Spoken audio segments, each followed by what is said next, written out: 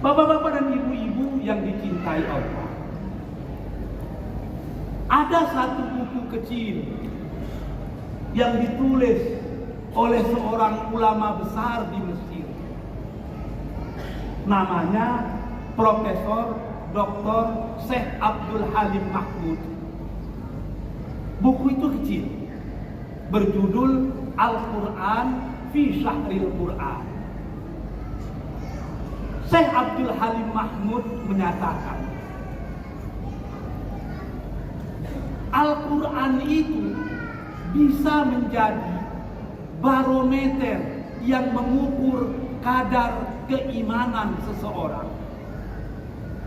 Jikalau bapak-bapak ingin tahu bapak-bapak masih beriman, tidak usah tanya ke ustaz, tidak usah tanya ke buya, apalagi tanya ke Pak Gubernur, tidak perlu.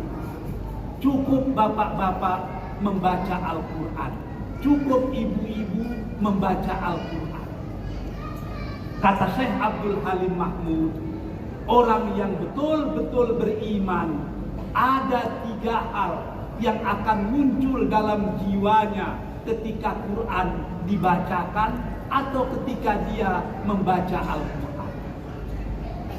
Kalau yang 3 ini tidak muncul ketika kita membaca Al-Quran, kata orang Minang, lahado kaliaki keimanan nawa nan putih.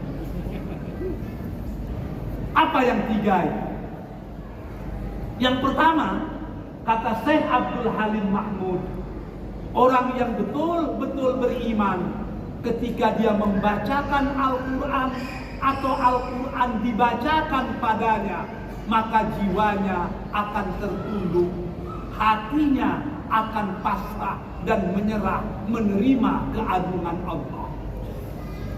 Ini yang dikatakan Allah dalam Al-Quran, lau anzalna hadzal qur'ana ala jabalin la ra'aitahu khashi'an mutafaddian min khasyatillah.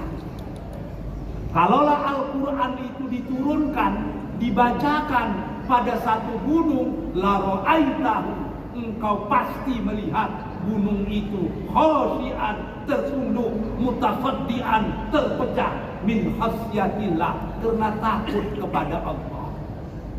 Kata Syekh Abdul Halim Mahmud, gunung yang terdiri dari batu, gunung yang terdiri dari tanah, yang tidak punya hati nurani, tidak punya akal pemikiran, ketika dia mendengar Al-Quran dibacakan, dia akan tertunduk dan terpecah.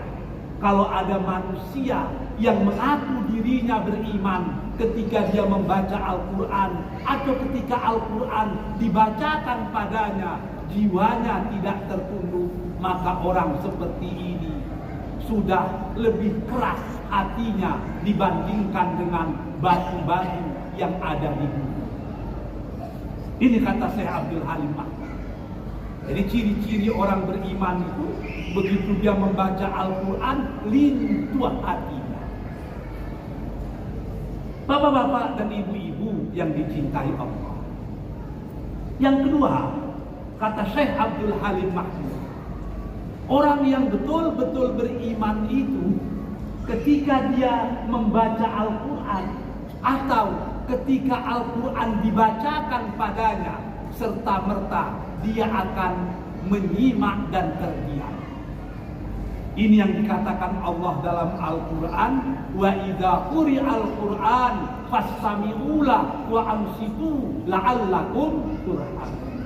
Apabila dibacakan kepada kalian Al-Quran, fastami'ulah, simak betul-betul, wa ansitu, dan diam, agar kalian mendapatkan rahmat. Saya sering mengulang-ulang kisah indah yang diceritakan tentang pengalaman seorang profesor pakar bedah kepala di Pakistan, bernama Profesor Muhammad Fatih. Dia bukan ulama, dia profesor bedah kepala, tapi dia dekat dengan para ulama, dan kelebihannya informasi daripada ulama itu bisa dicerna dan dikembangkannya berdasarkan scientific proof, bukti-bukti ilmiah. Saking hebatnya mengutak-atik kepala manusia, dia diundang menjadi visiting professor di Harvard University, Amerika Serikat, Boston, Amerika Serikat. Oh, dia gembira. Jarang orang timur yang bisa jadi dosen di sana, tapi dia bisa. Sehingga tanpa pikir panjang, dia pun berangkat ke Boston. Dia ngajar di Medical School Harvard University, dan dia praktek di Hospital University di Boston. Namun, Profesor Muhammad Fatih di samping praktek dan mengajar di Fakultas Kedokteran, dia selalu ikut dalam interfaith dialog antar agama yang dilakukan setiap hari Sabtu. Saudara kita yang beragama Nasrani berbicara, kita dengar. Saudara kita yang beragama Buddha bicara, kita dengar. Yang Konghucu bicara, kita dengar. Ketika orang Islam bicara, mereka dengar. Pada awalnya, Profesor Muhammad Fatih hanya sebagai pendengar saja. Tapi lama-kelamaan, dia asik berdiskusi. Orang pun terkejut, ternyata pemahaman keislamannya bagus. Pemahaman keislamannya luar biasa bagusnya. Dia bisa menggabungkan ilmu-ilmu modern dengan ilmu agama, ilmu kedokteran dengan ilmu agama. Sebetulnya, intelektual seperti ini yang diinginkan Pak Gubri. Orang yang paham tentang agama tapi menguasai keilmuan umum, dan orang yang menguasai keilmuan umum tapi paham tentang agama. Saking hebatnya dia berbicara tentang Islam. Mahasiswa-mahasiswa Fakultas Kedokteran yang bukan beragama Islam tertarik setiap dia berbicara. Mula-mula yang hadir puluhan orang, akhirnya ratusan orang. Sehingga anak-anak muda itu datang ke gerejanya, minta kepada pendeta supaya mengizinkan Profesor Muhammad Fatih ceramah di gereja mereka. Stres pendeta itu mendengarkan. Gereja kita ini bernama Trinity Church, sudah berumur lebih dari 100 tahun. Selama 100 tahun gereja ini tidak pernah ada orang Islam yang ceramah di gereja. Kalau kita izinkan, inilah baru kejadian ada orang Islam ceramah dalam gereja. Mahasiswa itu protes. Selama ini kita dengar Islam itu dari mulut kedua, mulut ketiga. Sekarang ada orang Islam betul yang hadir di Boston. Kenapa tidak kita undang ceramah di gereja kita? Terjadi perdebatan. Akhirnya pendeta tadi ngomong, "Oke, we will invite him as soon as possible." Dibikin surat, dikirim ke Profesor Muhammad Fatih. Begitu diterima oleh Profesor Muhammad Fatih, Profesor Muhammad Fatih pula yang stres. Di Pakistan, nengok gereja tidak pernah. Sekarang disuruh ceramah dalam gereja, yang gereja itu bisa menampung 2000 jemaah. Dia bingung. Bikin dak. Akhirnya dia berpikir, kalau bukan saya yang menjelaskan, siapa lagi? Kalau bukan sekarang, kapan lagi? Akhirnya dia setuju pergi. Tapi besok mau ceramah, dia semakin bingung. Apa yang mau diceramahkan? Setelah dia berpikir, akhirnya dia memutuskan, dia tidak ceramah panjang-panjang. Dia cukup membacakan ayat-ayat Al-Quran dan terjemahan dalam bahasa Inggris secara tematik, tema per tema. Itu saja yang saya lakukan di gereja. Dia berangkat besoknya ke gereja, begitu sampai disambut oleh pendeta. Welcome to our church. Ketika dia mau bicara, pendeta yang menjadi moderator. Ladies and gentlemen, this is Muhammad Fatih. He is our Muslim brother. Bapak-bapak, ibu-ibu, ini saudara Islam kita, namanya Muhammad Fatih. Dia mau bicara tentang Islam di hadapan kita semua. Please pay attention. Tolong perhatikan baik-baik. Profesor Muhammad Fatih pun bercerita. Apa katanya? Ladies and gentlemen, bapak-bapak, ibu-ibu, Islam agama yang tidak pernah memaksa orang masuk Islam.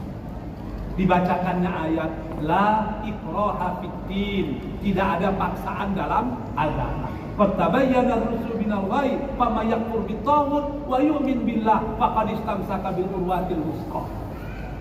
Bapak-bapak, ibu-ibu sekalian, Islam agama yang sangat menghormati agama orang lain.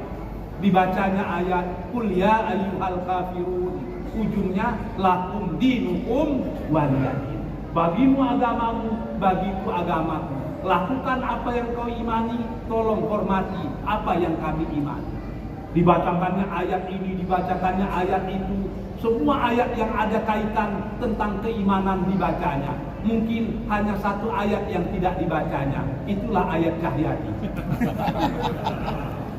Bapak-bapak dan ibu-ibu yang dicintai Allah, terakhir Profesor Muhammad Fatih menyatakan bahwa sesungguhnya orang Islam yang baik itu adalah orang Islam yang bukan saja memberi manfaat kepada diri dan agamanya, tapi dia mesti memberi manfaat kepada alam semesta. Dibacakannya ayat wa ma arsalnaka illa rahmatan lil alamin. Tidak kami utus engkau ya Muhammad terkecuali menjadi rahmat bagi sekalian alam. Bapak-bapak dan ibu-ibu yang dicintai Allah, dalam Islam kita ini diminta melalui 3 etape.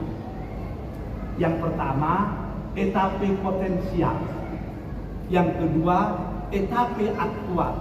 Dan yang ketiga, etape universal.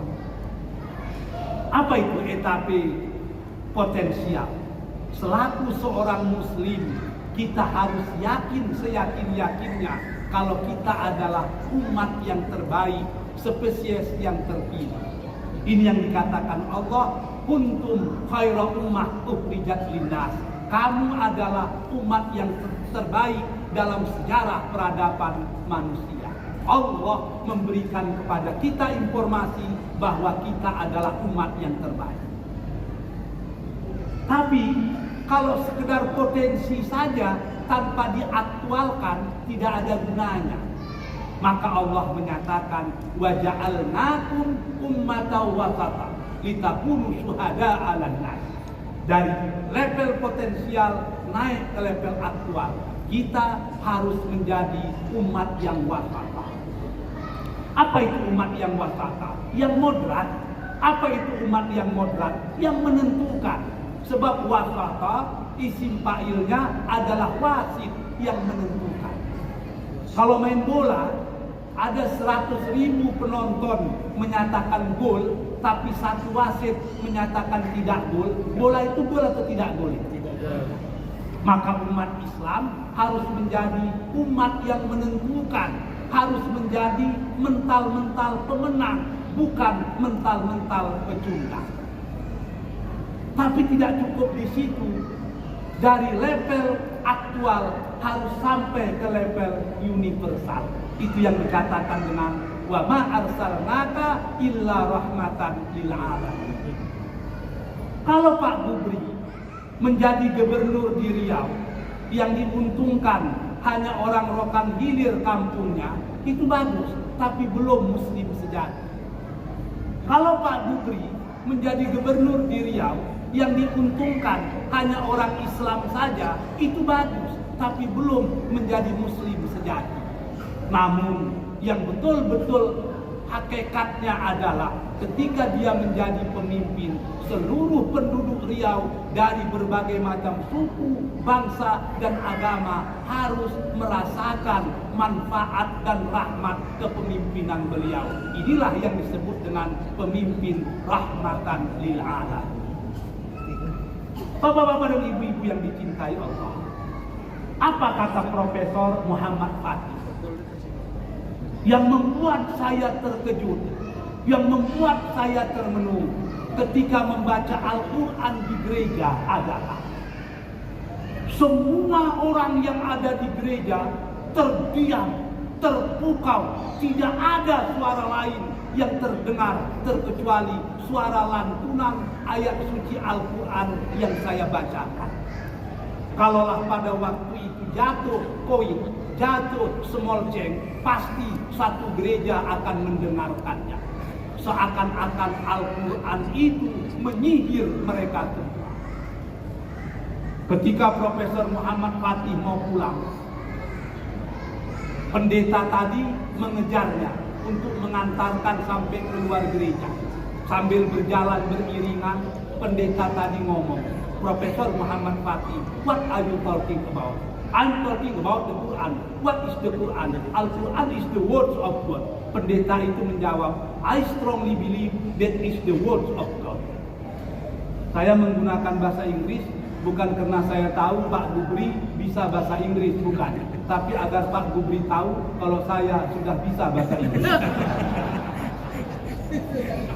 Bapak-bapak dan ibu-ibu yang dicintai Allah. Pada waktu itu, pendeta itu ngomong, apa yang Anda bacakan tadi? Quran. Apa itu Quran? Kalamullah. Saya percaya kalau itu kalamullah. Profesor Muhammad Fatih yang terkejut. Kenapa Anda percaya? Anda lihat, 2000 jemaah saya terpukau ketika Anda membacakan Al-Quran. Saya sendiri pendeta seakan-akan tersihir ketika Anda membacakan Al-Quran. Kalaulah dia bukan kalamullah, saya pasti tidak akan terpukau, saya pasti tidak akan tersentak. Itu memang perkataan Allah. Maka orang yang bukan Islam saja ketika Al-Quran dibacakan, fastami'ulah wa ansitu, mereka menyimak dan mereka terdiam.